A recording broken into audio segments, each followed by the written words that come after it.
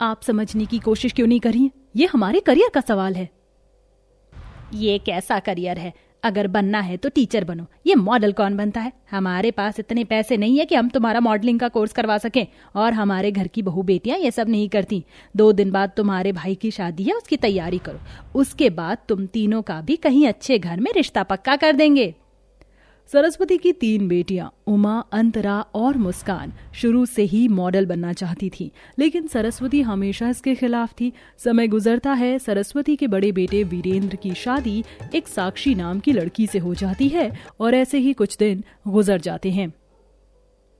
उमा, अंतरा, मुस्कान, ये सुबह सुबह तुम तीनों कहाँ जा रही हो? भाभी, हम कोचिंग सेंटर जा रहे हैं।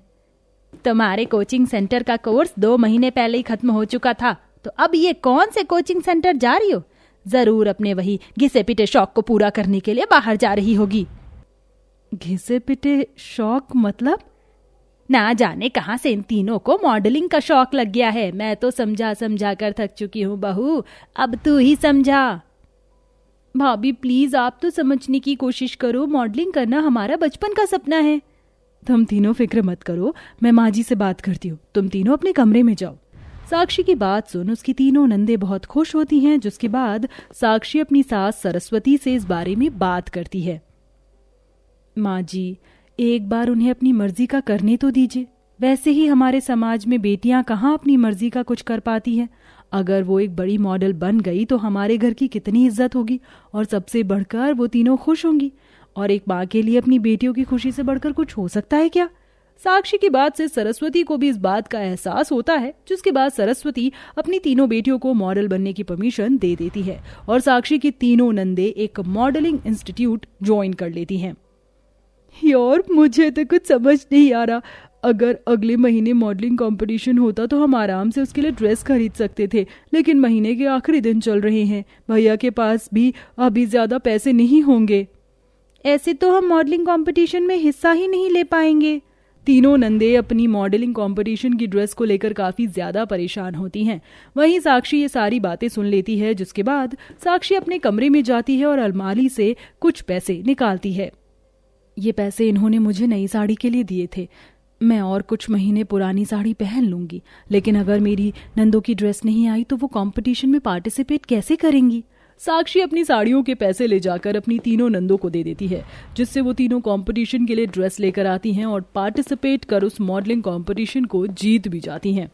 मुझे तो यकीन नहीं हो रहा कि हम लोग ये मॉडलिंग कंपटीशन जीत गए हैं। अब हम इस छोटे से शहर से बाहर निकलकर बड़े शहर दिल्ली जाएंगे और वहाँ की सबसे बड़ी मॉडलिंग कंपनी में जाकर इंटरव्यू देंगे। हमें यकीन है कि हम जरूर क्लियर कर लेंगे। इन सब में खर्चा कितना होगा? ज्यादा नहीं भैया, बस 2 लाख रुपए। क्या 2 लाख? तुम तीनों का दिमाग तो ठीक है। मैं किसी बड़ी कंपनी में काम नहीं करता हूँ, एक छोटी सी राशन की दुकान चलाता हूँ। मुझे पता है कैसे पूरा महीना मेहनत करके मैं घर का खर्चा निकालता हूँ। अगर हम एक बार सक्सेसफुल मॉडल बन गए तो फिर ये 2 लाख रुपए तो हमारे लिए हाथ का मैल होगा। तुम्हारी भाभी की बात सुन, तुम तीनों को मॉडलिंग करने की परमिशन दे दी मैंने, बस अब तुम तीनों कहीं नहीं जाओगी। सरस्वती की बात सुन उसकी तीनों बेटियां रोते हुए अपने कमरे में चली जाती हैं। साक्षी से अपनी तीनों नंदों का दुख देखा नहीं जाता। आप समझिए ना, उनके करियर का सवाल है। तुम्हारी बात समझकर उन्हें इंस्टीट्यूट जाने दिया था, लेकिन अब और नहीं। और अगर हमने उन्हें बाहर भेज भी दिया तो हम लोग पैसों का इंतजाम कैसे करेंगे? 2 साल से इस घर की EMI भर रहा हूं, अभी तक वो तो पूरी हुई नहीं है। आप दुकान गिरवी रख दीजिए, उससे जो पैसे मिलेंगे वो आप उन दोनों को दे दीजिएगा। मुझे यकीन है वो तीनों जल्दी मॉडल बनेंगी और फिर उनकी मदद से हम सब ठीक कर देंगे। आप देखना, सब कुछ ठीक हो जाएगा। साक्षी की बात मान वीरेंद्र अपनी तीनों बहनों को पैसे दे देता है, जिसे लेकर वो तीनों दिल्ली आ जाती हैं और मॉडलिंग कंपनी में इंटरव्यू क्लियर कर मॉडल बन जाती हैं। क्या हुआ जी, आप कुछ परेशान लग रहे हैं?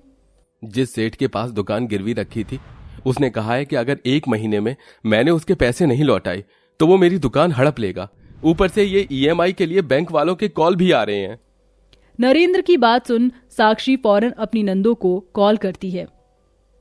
मुस्कान, घर की हालत बहुत खराब चल रही है, घर की EMI है और दुकान भी छुड़वानी है, अगर थोड़े बहुत पैसे भेज देती तो। हम अभी तो मॉडल बने हैं, हमारे पास इतने पैसे नहीं हैं, हमें भी अपने खर्चे देखने होते हैं, मैं आपसे बाद में बात करती हूँ।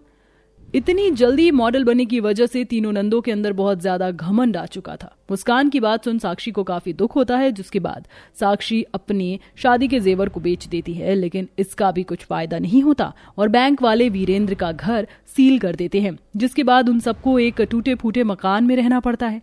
इसी के साथ सेठ भी वीरेंद्र की दुकान हड़प लेता है। इसी बीच सरस्वती की तबीयत काफी ज्यादा खराब हो जाती है।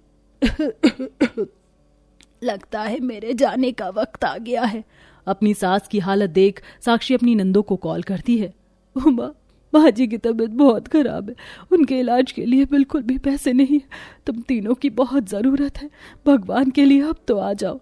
हमसे पैसे लेने और हमें बुलाने के लिए आप इतना झूठ बोलोगी, हम कभी सोच भी नहीं सकते थे। कॉल रखिए, हमारा टाइम वेस्ट मत करिए। उमा घमंड में आकर साक्षी का कॉल कट कर देती है। हम मॉडल बन गए हैं ना, इसलिए भाभी हमारे पीछे पैसों के लिए पड़ी रहती हैं। और नहीं तो क्या। उमा की बात सुन साक्षी पूरी तरह से टूट जाती है।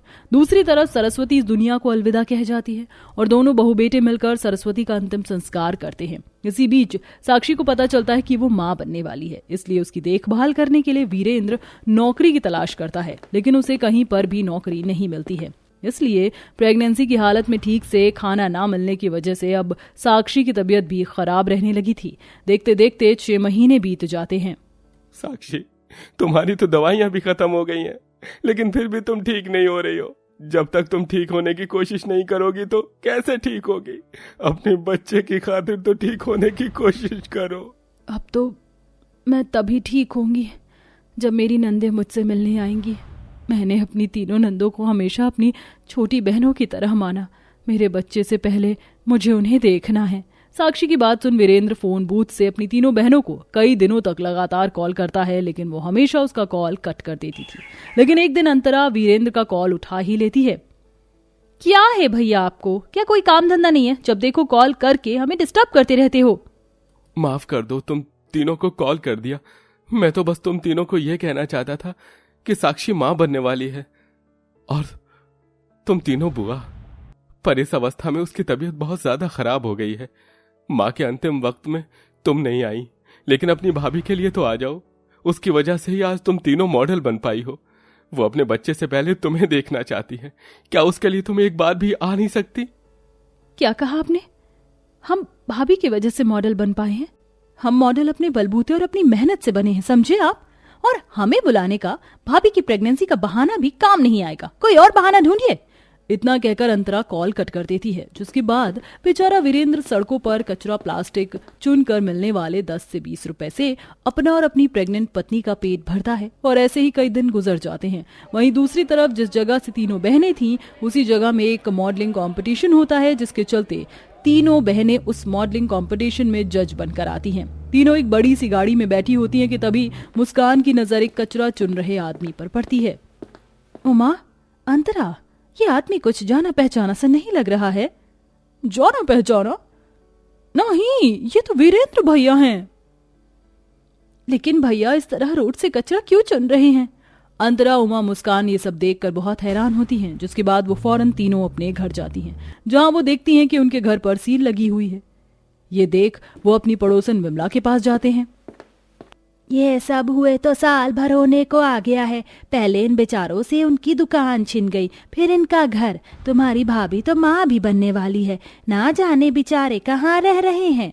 विमला की बात सुन तीनों बहनें काफी परेशान होती हैं। कई जगहों पर वो तीनों अपने भैया भाभी को ढूंढती हैं, लेकिन वो उन्हें कहीं नहीं मिलते कि तभी एक दिन उन तीनों को उसी रोड पर कचरा चुनते हुए अपना भाई दिखाई दे जाता है, जिसे देख वो तीनों उसके पास आती हैं। भैया, तुम तीनों अब क्या करने आई हो यहाँ? तुम तीनों चली जाओ यहाँ से। हमें भाभी से मिलना, एक बार हमें उनसे मिला दीजिए। कहाँ है भाभी? वीरेंद्र अपनी तीनों बहनों को अपने घर लेकर जाता है। अपने भैया भाभी को ऐसे टूटे फूटे मकान में रहता देख तीनों बहनों को काफी दुख होता है। कौन है जी? कौन आया है? भाभी, हम हैं। अंतरा, मुस्कान, उमा, तुम तीनों आ गई। पता है मैंने तुम तीनों का कितना इंतजार किया। भाभी भैया, हमें माफ कर दीजिए। हम इतनी जल्दी मॉडल बन गए, पैसा, सक्सेस सब कुछ है हमारे पास, इसलिए हम घमंडी बन गए। हमसे बहुत बड़ी गलती हो गई। आप माँ बनने वाली हैं, इस बात को जानकर हम सबको काफी ज्यादा खुशी हुई है। हम सभी बुआ बनने वाले हैं। भैया को रोड से कचरा चुनते हुए देखा और पुराने घर के पड़ोसियों से पता चला कि हमारे जाने के बाद आप लोगों को कितनी तकलीफ हुई है। तब जाकर हमें हमारी गलती का एहसास हुआ। हमें माफ कर दीजिए भैया भाभी। भाभी, आपकी वजह से ये हम मॉडल बन पाए। अगर आप ना होती तो हम कभी भी मॉडल नहीं बन पाती। इसलिए अब हम तीनों आपकी डिलीवरी तक यही आपके पास रहेंगे और आपको किसी भी चीज़ की कोई कमी नहीं होने देंगे। कल से ही इस घर में सब चीज़ रख देंगे आपके आने वाले बच्चे के लिए। हाँ बिल्कुल, पर अब ऐसे रो मत। मैं तुम तीनों को ऐसे रोता हुआ नहीं देख सकती। अपने आंसू साफ करो। तीनों नंदे अपनी भाभी के गले लग जाती है, जिसके बाद वो तीनों मिलकर अपनी भाभी का काफी अच्छे से ध्यान रखती हैं। प्रेगनेंसी में अपनी भाभी के खाने पीने का, उनको गर्मी ना लगे, सब चीज का अच्छे से ध्यान रखती हैं और एक डॉक्टर को भी हायर करती हैं।